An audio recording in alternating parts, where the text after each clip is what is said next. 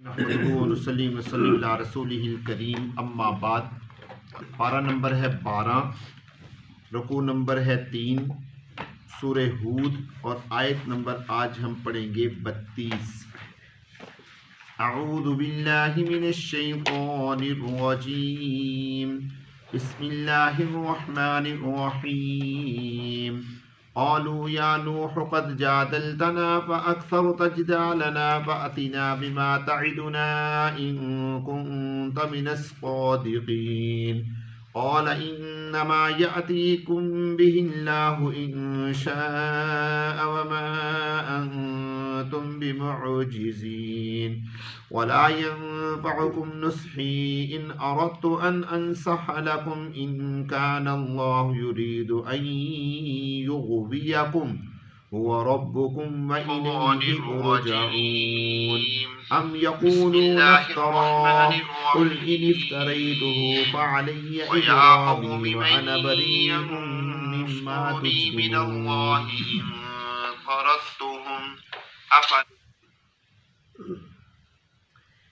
اللہ رب العزت ارشاد فرما رہے ہیں کہ حضرت نوح علیہ السلام نے جب ان کو دعوت دی اور اپنا مسئلہ ان کے سامنے رکھ دیا تو اب قوم کے جو مالدار تھے، امیر تھے، انہوں نے آگے سے نوح علیہ السلام کو کیا کہا؟ قالوا یا نوح، انہوں نے کہا کہ اے نوح، قد جادلتنا، تحقیق تو نے ہم سے جھگڑا کیا ہے، فاکثرت جدالنا، پس زیادہ کیا ہے تو نے ہمارے جھگڑے کو، فاتنا بما تعدنا، پس لے آ تو ہمارے پاس، بما وہ جس کا تو ہم سے وعدہ کرتا ہے، ان کنت من الصادقین، اگر تو سچوں میں سے ہے۔ قال انما یأتیکم بہ اللہ، حضرت نوح علیہ السلام نے فرمایا کہ سوائے اس کے نہیں کہ اس کو لے کر آئے گا تمہارے پاس اللہ اگر چاہے گا۔ وما انتم بمعجزین، اور تم اللہ کو عاجز کرنے والے نہیں ہو۔ ولا ينفعكم نصحی، اور نہیں نفع دے گا تم کو میرا نصیحت کرنا، ان اردت، اگر میں چاہوں، ان انصح لکم، تمہیں نصیحت کرنا۔ ان کان اللہ، اگر چاہیں اللہ، یرید ان یغویکم، تو تمہیں گمراہ کر دیں، ہوا ربکم، وہ تمہارا رب ہے، وإلیہ ترجعون، اور اسی کی طرف تم سب کو لوٹایا جائے گا۔ ام یقولون افترا، کیا کہتے ہیں وہ کہ حضرت نوح علیہ السلام نے اس کو گھڑ لیا ہے؟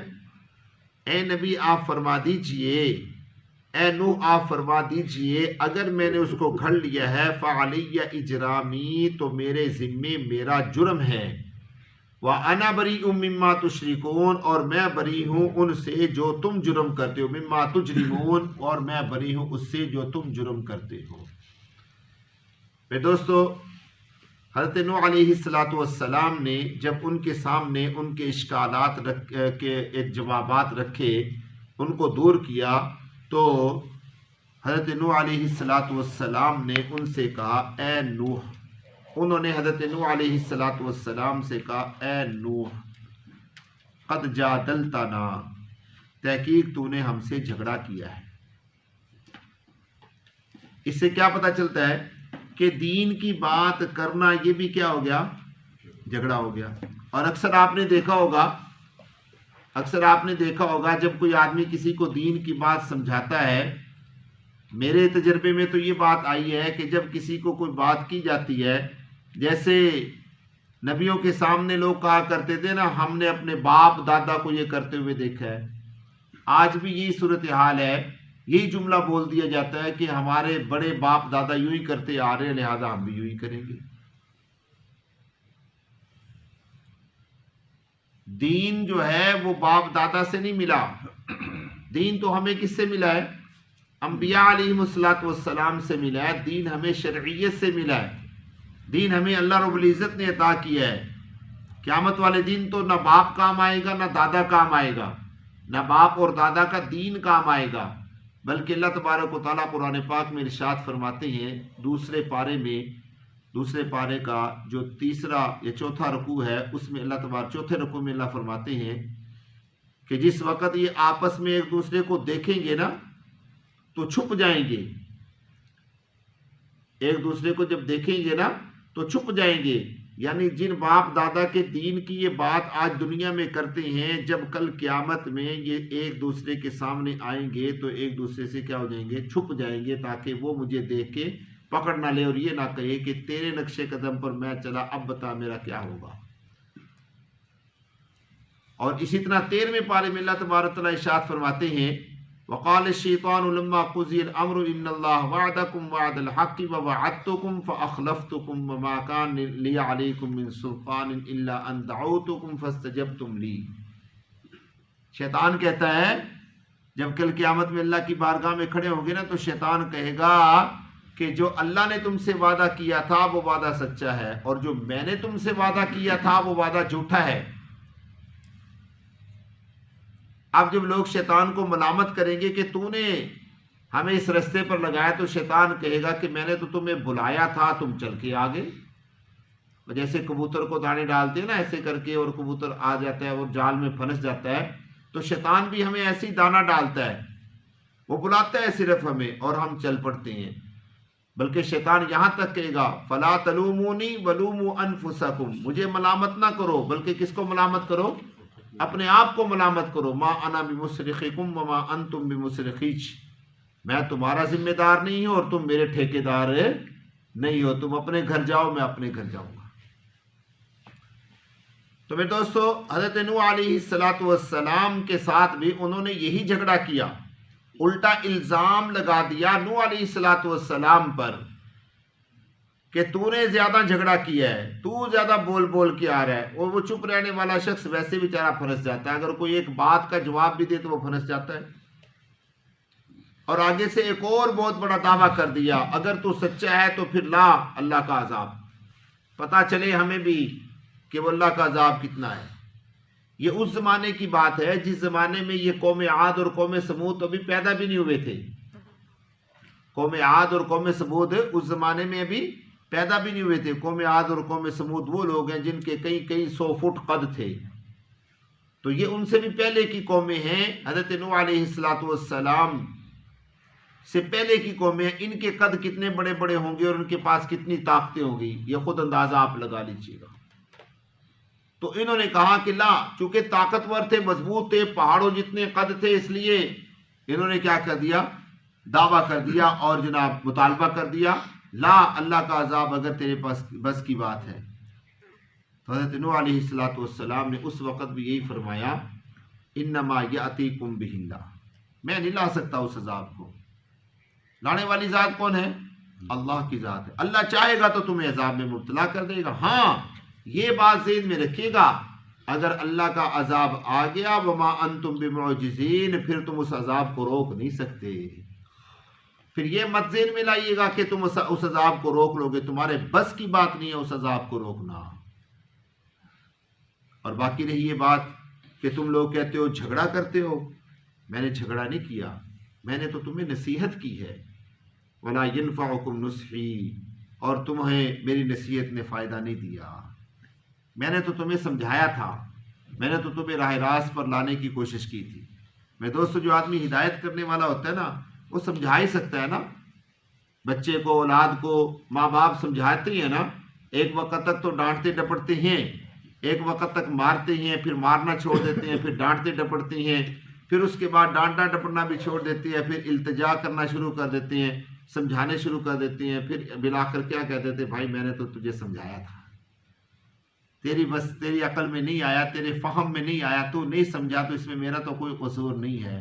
اچھا کمال یہ ہے کہ اتنی نافرمانیاں کر کے بھی اولاد پھر بھی تانے ماں باپ کو ہی دیتی ہے، نہیں سمجھے؟ نافرمانیاں کر کے، نقصانات کر کے، تانے پھر بھی کس کو دیتی ہے؟ ماں باپ کو ہی دیتی ہے۔ باپ بیچارہ آج جی کے ساتھ کہہ بھی دیتا ہے کہ بھائی میں نے تو تجھے سمجھایا تھا، تیری سمجھ میں نہیں آیا، پھر بھی بیٹا کہہ دیتا ہے نہیں قصور تیرا ہی ہے، تو نے مجھے سمجھایا نہیں۔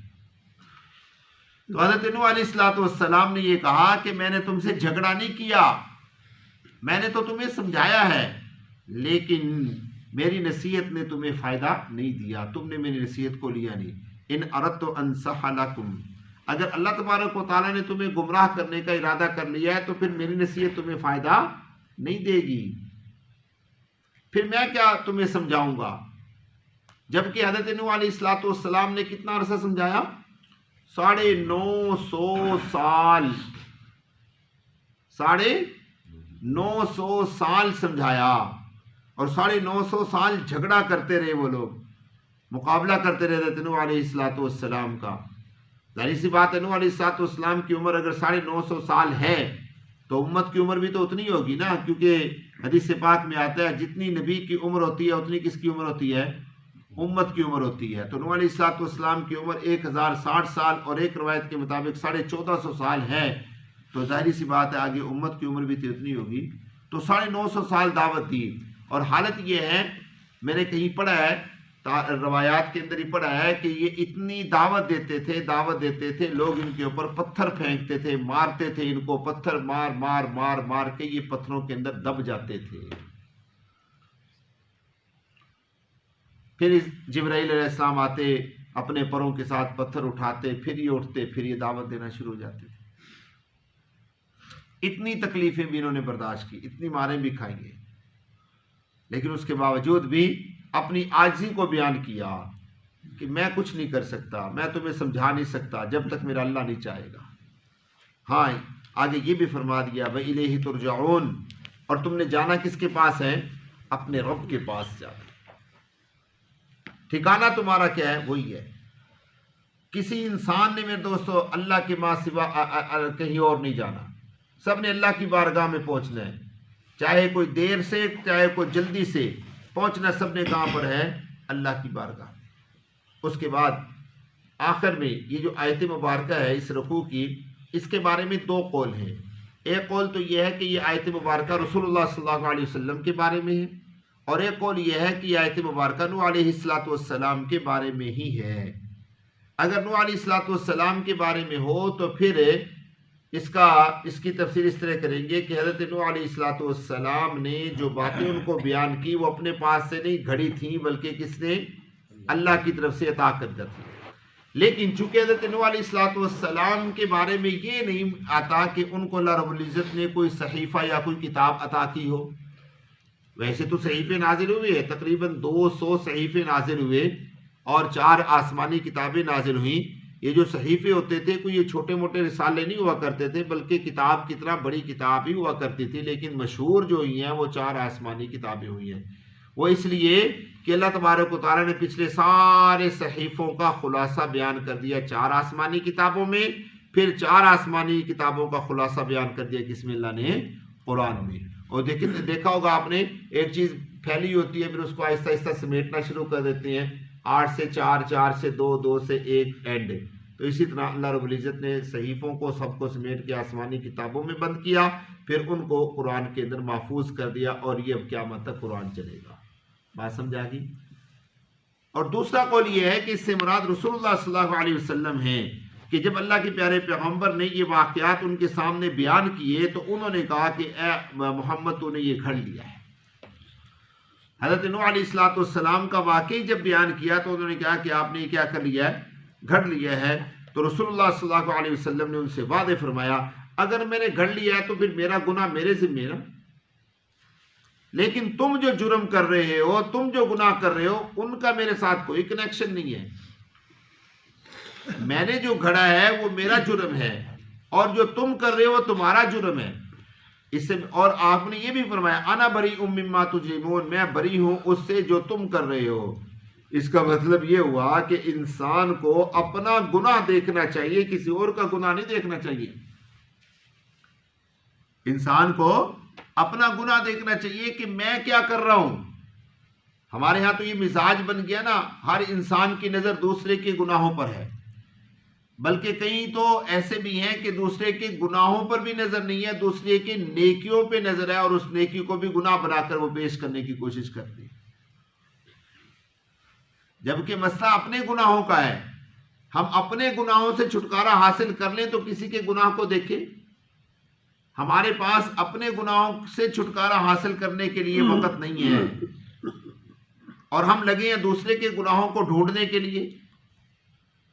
اللہ تبارک و تعالیٰ نے قیامت والے دن کسی سے بھی یہ سوال نہیں کرنا کہ بھائی تو نے فلاں کو گناہ کرتے ہوئے دیکھا تھا، یہ پوچھیں گے اللہ، یا تو نے فلاں کو گناہ کرتے ہوئے یوں کیا تھا؟ نہیں، اللہ پوچھیں گے تو اپنی بات کر، تو اپنے معاملات کو سامنے رکھ کہ تو نے کیا کیا، کیونکہ ہر انسان کے گناہ کو محفوظ کرنے کے لیے اللہ نے فرشتوں کی ڈیوٹی لگا دی ہے، اور ایک ایک چیز، ایک ایک لفظ، ایک ایک بول وہ محفوظ کر رہی ہے۔ تو حضرت رسول اللہ صلی اللہ علیہ وسلم نے بھی یہی فرمایا کہ اگر میں نے قرآن کو گھڑ لیا ہے یا میں نے یہ واقعات گھڑ لیے ہیں تو یہ میرا گناہ ہے، میرا جرم ہے، اس کی ذمہ داری میری ہے، لیکن جو تم نے گناہ کیے ہیں اس کی ذمہ داری تمہاری ہے۔ انا بریء مما تجرمون، میں ان گناہوں سے بالکل بری ہوں جو تم کرتے ہو۔ آگے اللہ تبارک و تعالیٰ نے حضرت نوح علیہ السلام کے قوم کے جو عذاب آیا اس کا تذکرہ کیا، وہ انشاءاللہ کل کی مجلس میں